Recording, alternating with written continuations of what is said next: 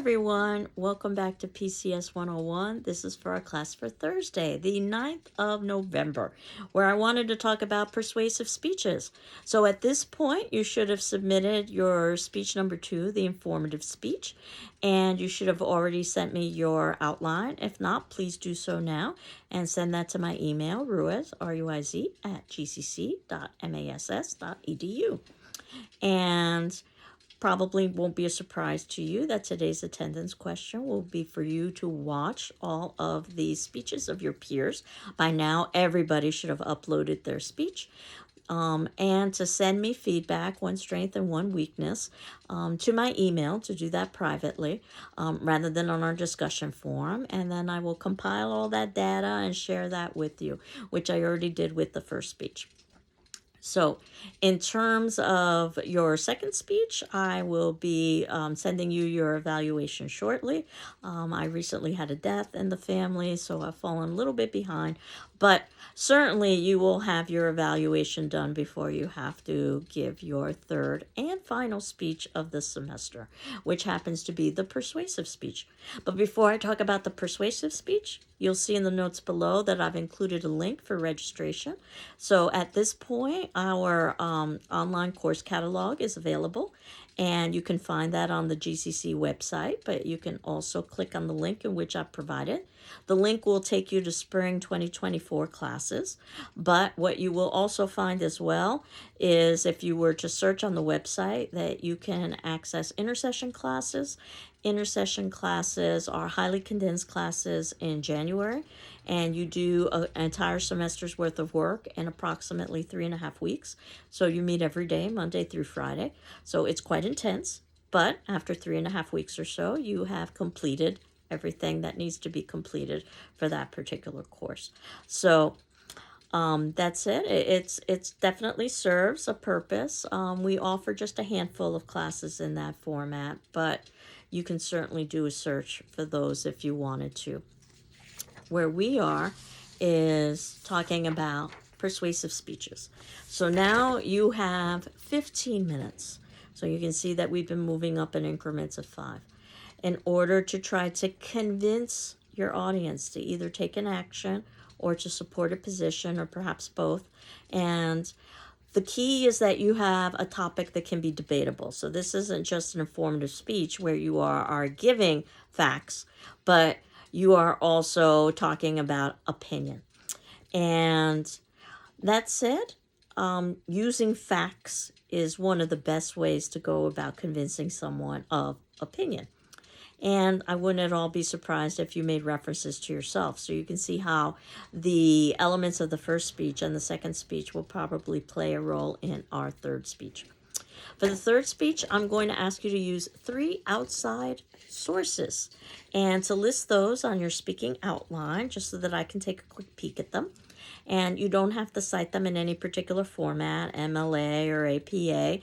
I'm trying to make this as applicable to the real world as possible, that chances are your audience wouldn't even ask for your resources, but if they did, you would want to be able to provide them to your audience.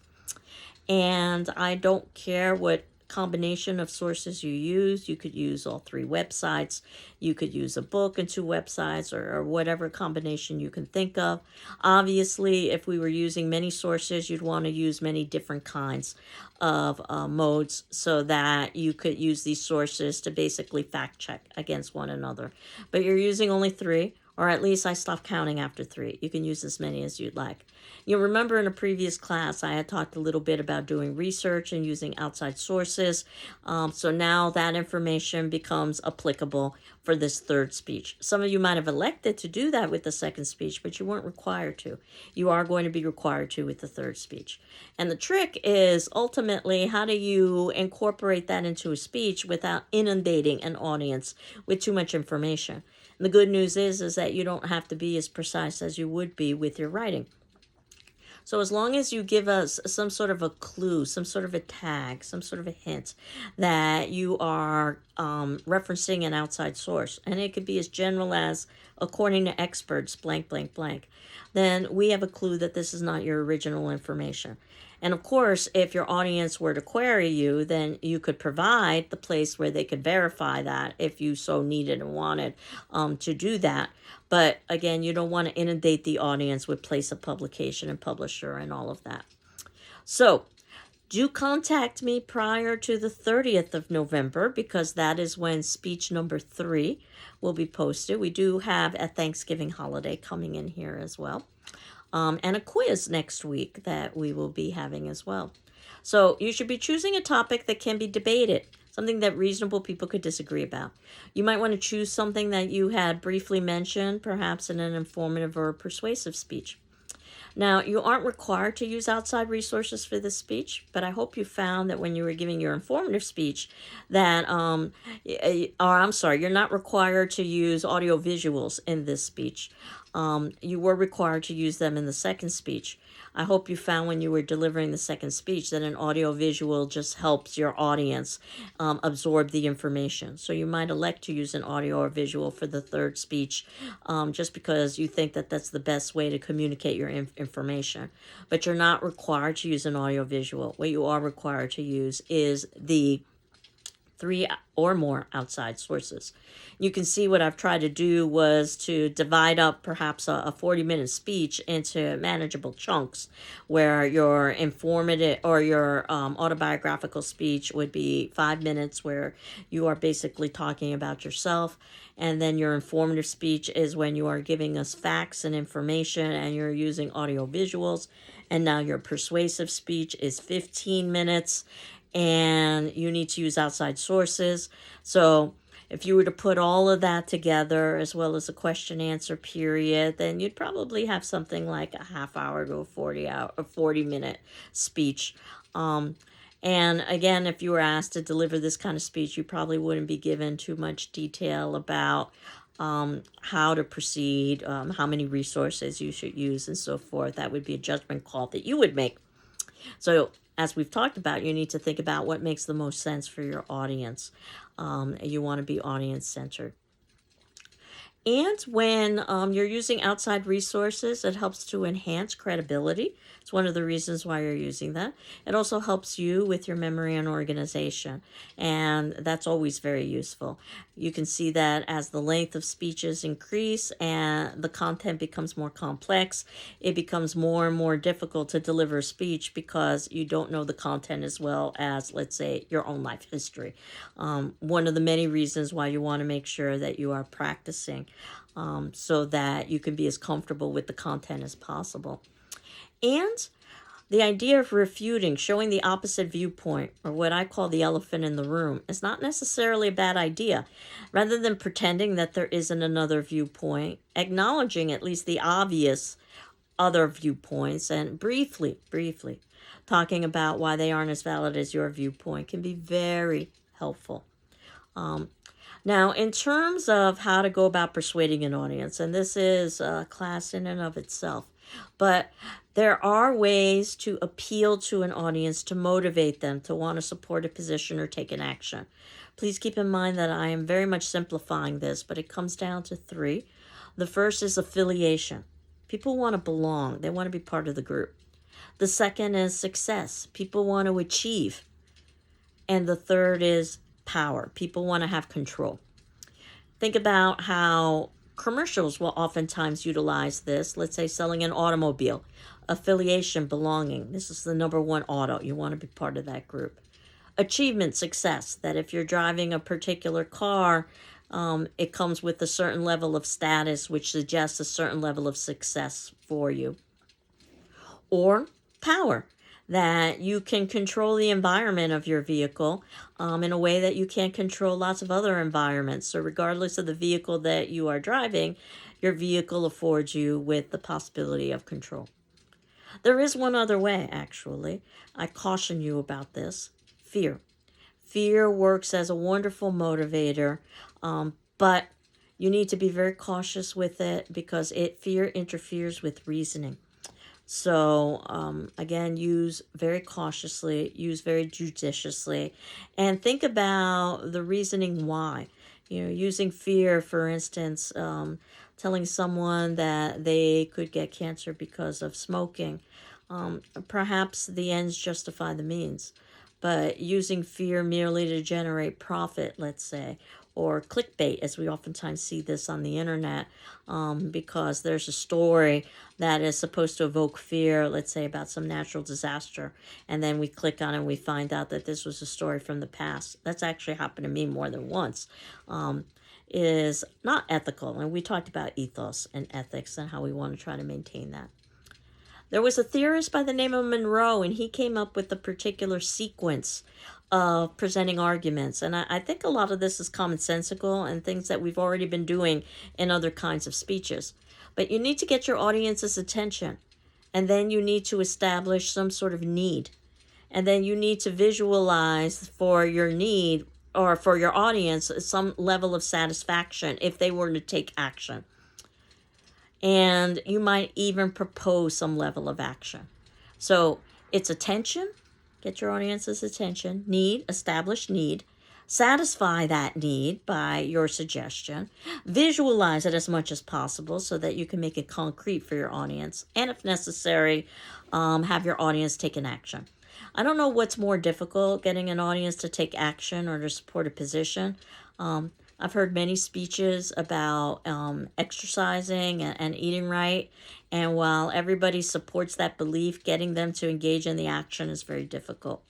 And I've seen the opposite as well, where it's not difficult to get somebody to engage in an action. Let's say sign a petition, but that doesn't necessarily mean that that reflects their belief. Perhaps they're signing that petition purely so that you'll go away, or because they want this as a photo op. So that said, what you are doing is you're putting together an argument. And when we talk about putting together an argument, we mean a claim, a position, where you offer evidence to support that particular position. And there's some sort of reasoning pattern. Lots of different claims you can have. And all of them come with hazards. Even something that's a claim of fact, that something is or is not the case. Take something like GCC is a small school. In comparison to what? GCC could be seen as a large school in comparison to other schools. Or how about a claim of value that something is good or bad? GCC is a good school. How do you evaluate something that's subjective? Or a claim of policy, a course of action. For instance, GCC should reestablish a sports program, which it used to have. And again, there are pros and cons usually for taking action, and hopefully you're weighing the two, and then the pros outweigh the cons, but you never know until you institute the policy. Now, reasoning. There are lots of reasoning patterns you can use as well. There's inductive reasoning, and that's through use of examples to draw a conclusion. Medical studies are a great example, that a number of medical studies are performed on a particular, let's say, new medication in order to prove its effectiveness. And that should, in theory, prove whether it's effective or not, but certainly there are many examples of medical studies that have been incorrect in their assessments. Deductive reasoning is a generalization that you make from those specific examples. I suspect that one generalization that you all have is that college leads to success because you are involved in college. And that is usually true. And there are many examples to prove that. But there are also examples to prove the opposite. So that's not always the case. Or reasoning from sign, an observable mark. So it takes something like a sore throat, that's your first sign that you're getting a head cold. And of course, what you do is that you have enough examples of that so that you can deduce, generalize, that that's what's going to happen. There are many errors in reasoning that are committed. We commit them all every day in our spoken language. You want to try to avoid them as much as possible when you're delivering a speech or writing a paper.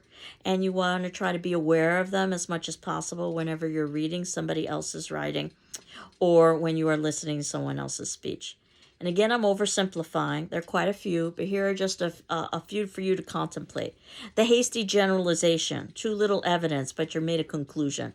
For instance, making a conclusion now that a class in the spring should be closed because it doesn't have enough enrollment. Well, there isn't enough time to determine whether or not that class has generated enough enrollment. There's too little evidence for that.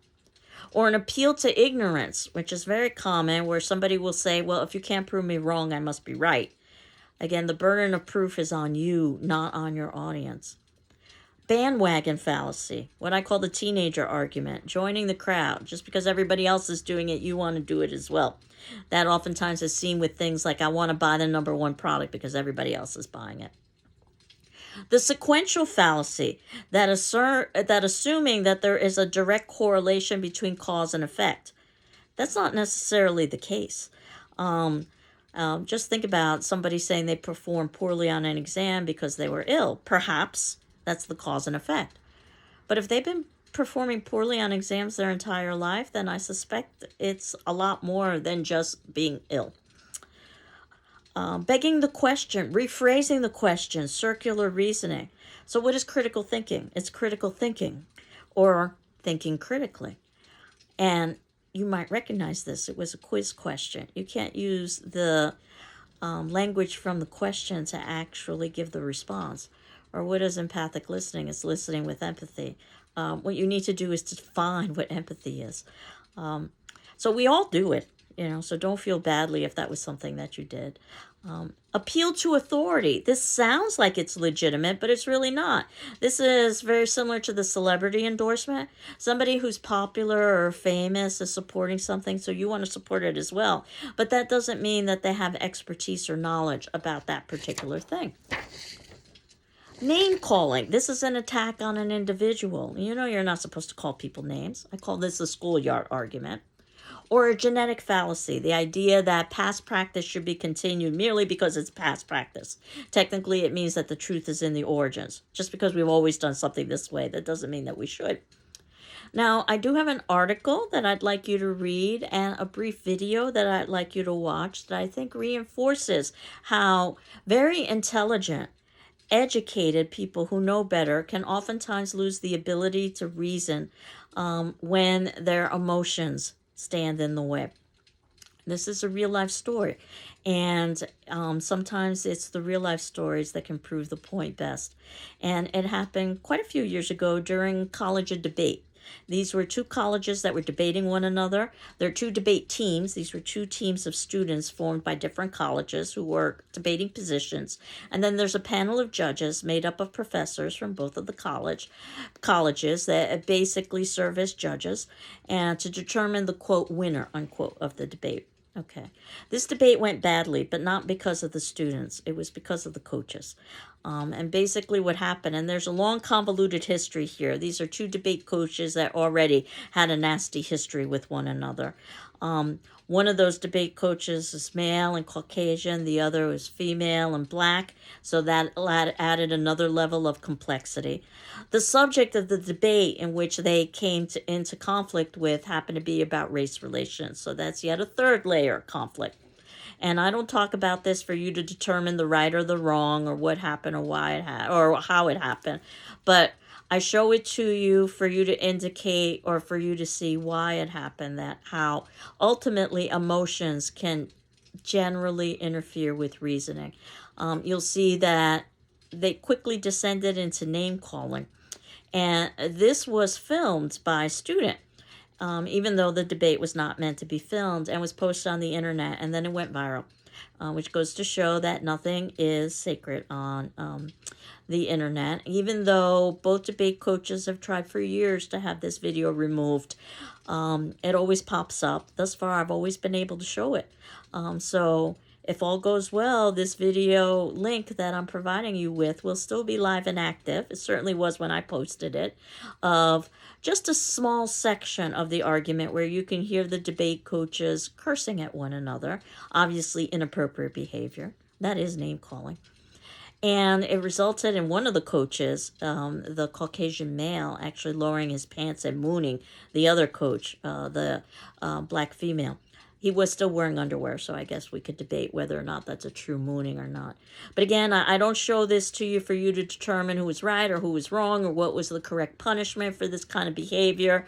I show it to you as an illustration of how easy it is to let one's emotion get in the way of one's intellect.